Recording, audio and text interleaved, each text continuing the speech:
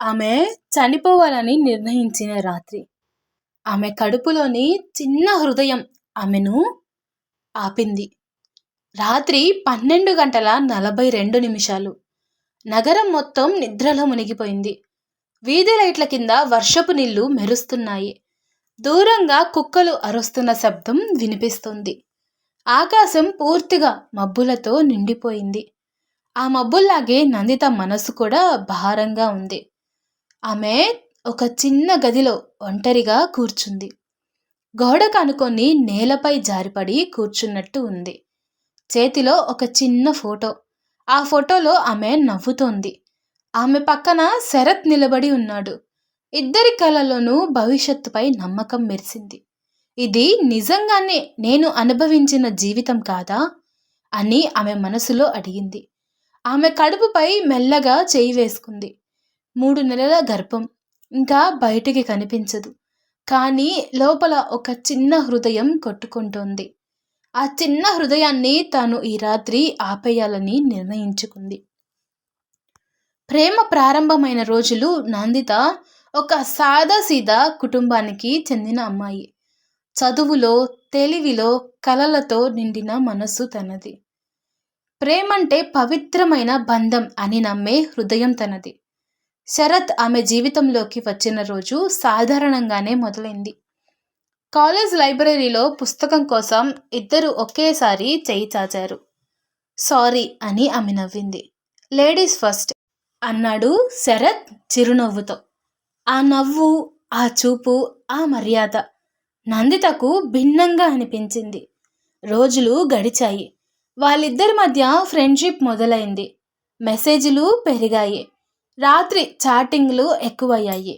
నువ్వు నవ్వితే నాకు రోజు బాగుంటుంది అని శరత్ ఒకసారి చెప్పాడు. నువ్వు ఇలా మాటలు చెప్తే నాకు భయం వేస్తుంది అంది ఆమె నవ్వుతూ. ఎందుకు అని అడిగాడు.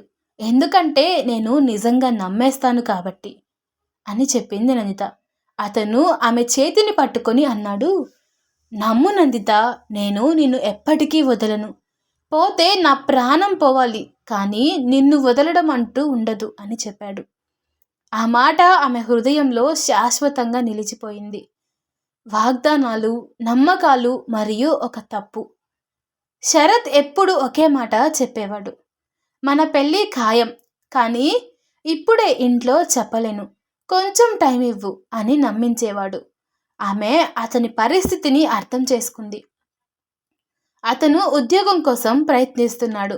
కుటుంబ బాధ్యతలు కూడా ఉన్నాయి. ఆమెకు అతని మీద పూర్తి నమ్మకం ఉంది. శరత్ నన్ను మోసం చెయ్యడు అనే గుడ్డి భరోసా కూడా ఏర్పడిపోయింది. నందిత తనకంటే శరత్ని ఎక్కువగా నమ్మడం మొదలుపెట్టింది. ఒక రాత్రి అతను చాలా భావోద్వేగంగా మాట్లాడాడు. నువ్వు నా భార్యవి నందిత, పేపర్ మీద సంతకం మాత్రమే మిగిలింది అన్నాడు. ఆమె ఆ మాటను పెళ్లి ప్రమాణంలా నమ్మింది. అక్కడే ఆమె జీవితంలో మొదటి పెద్ద తప్పు జరిగిపోయింది. నమ్మకాన్ని సాక్ష్యం లేకుండా పూర్తిగా అప్పగించడం. తనని తాను పూర్తిగా శరత్కి ఇచ్చేసింది. ఇలా రోజులు గడిచే కొద్దీ ఇంకా ఎక్కువ కలవడం మొదలుపెట్టారు.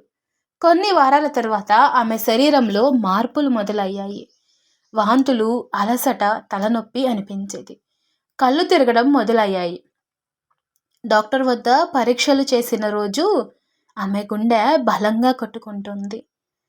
కంగ్రాచులేషన్స్, యు ఆర్ ప్రెగ్నెంట్ అని డాక్టర్ నవ్వింది. ఆ క్షణం ఆమె కళ్ళల్లో కన్నీళ్ళొచ్చాయి. భయం కాదు, ఆనందం. ప్రేమకు రూపం వచ్చిందని అనిపించింది. వాళ్ళ ఇద్దరి ప్రేమకు ఒక ప్రతిరూపం పుట్టబోతుందని ఎంతో సంతోషంతో ఆమె శరత్కి కాల్ చేసింది. శరత్, మనకు బిడ్డ పుట్టబోతున్నాడు అని ఆమె ఉత్సాహంగా చెప్పింది. ఫోన్ అటువైపు కొన్ని క్షణాలు నిశ్శబ్దంగా ఉన్నాడు శరత్. నువ్వు జోక్ చేస్తున్నావా అన్నాడు అతను. లేదు, రిపోర్ట్ పాజిటివ్ వచ్చింది అని చెప్పింది నందిత. అతని స్వరం ఒక్కసారిగా గట్టిగా మారిపోయింది. ఇది ఇప్పుడు అసలు అవసరం లేదు నందిత, నా కెరీర్ మొదలవుతుంది, ఇంట్లో వాళ్ళు ఒప్పుకోరు అని గట్టిగా చెప్పేశాడు. ఆమె గుండె ఒక్కసారిగా ఖాళీ అయిపోయింది. అంటే నువ్వేం చెప్పాలనుకుంటున్నావు శరత్ అని అడిగింది నందిత. నేనేం చెప్పాలి అనుకుంటున్నాను అంటే అబోర్షన్ చేసుకో అని చెప్తున్నాను అన్నాడు. తర్వాత సరిగ్గా ప్లాన్ చేసుకుందాం అని అన్నాడు. నందిత ఏడుస్తూ శరత్ ఇది మన ప్రేమ గుర్తు కదా అని అడిగింది. ఆ మాట మాట్లాడేటప్పుడు ఆమె స్వరం విరిగిపోయినట్టు అనిపించింది. ప్రేమతో జీవితం నడవదు నందిత, ప్రాక్టికల్గా ఆలోచించు అన్నాడు. ఆ రోజు ఆమె లోపల ఏదో చనిపోయినట్టు అనిపించింది. మోసం పూర్తిగా బయటపడిన రోజు ఆమె గుండెలు అలిసేలా ఏడ్చింది.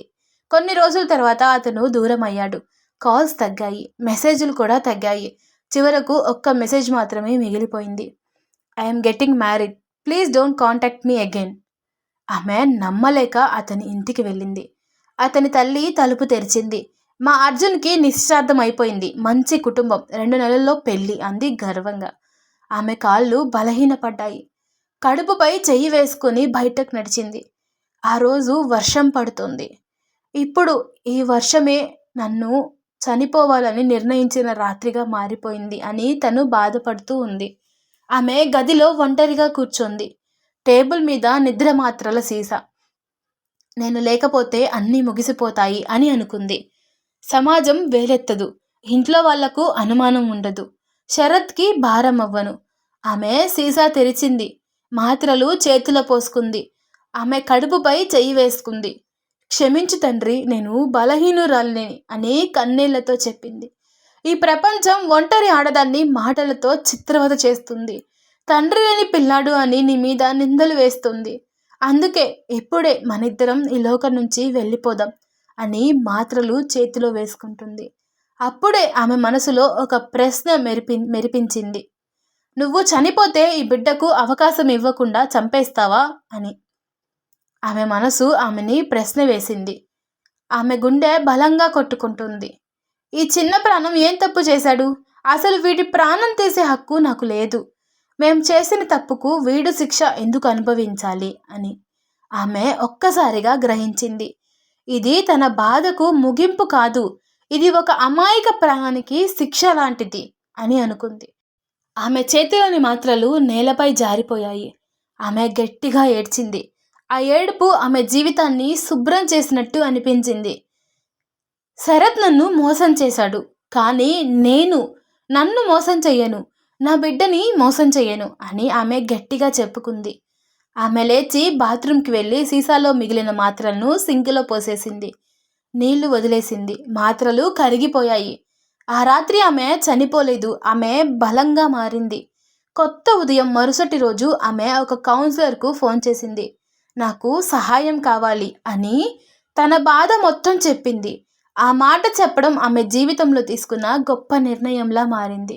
కొన్ని వారాల తర్వాత ఆమె ఇంట్లో వాళ్లకు నిజం చెప్పింది. మొదట కోపం, తర్వాత బాధ, ఆ తర్వాత కన్నీళ్లు. కానీ చివరికి ఒక తల్లి తన కూతుర్ని హత్తుకుంది. నీ తప్పు కన్నా నీ ప్రాణం మాకు విలువైనది అని చెప్పింది. 9 నెలల తర్వాత ఒక చిన్న బాబు జన్మించాడు. చిన్ని చేతులతో ఆమె వేళ్లను గట్టిగా పట్టుకున్నాడు. ఆ క్షణం ఆమె గుండె నిండిపోయింది. ఆ రాత్రి తాను తీసుకునే ఒక తప్పు నిర్ణయం ఈ నవ్వును ఎప్పటికీ చూడనివ్వకుండా చేసేది. సూసైడ్ ఒక పరిష్కారం కాదు, అది ఒక క్షణిక బలహీనతలో తీసుకునే శాశ్వత తప్పు. మన బాధ నిజమే, మన హృదయం పగిలిపోవచ్చు, కానీ ఆ బాధ శాశ్వతం కాదు. మనల్ని మోసం చేసిన వాళ్ళ కోసం మన ప్రాణం త్యాగం చేయటం అంటే వాళ్ళ తప్పుకు మనమే శిక్ష అనుభవించడం లాంటిది.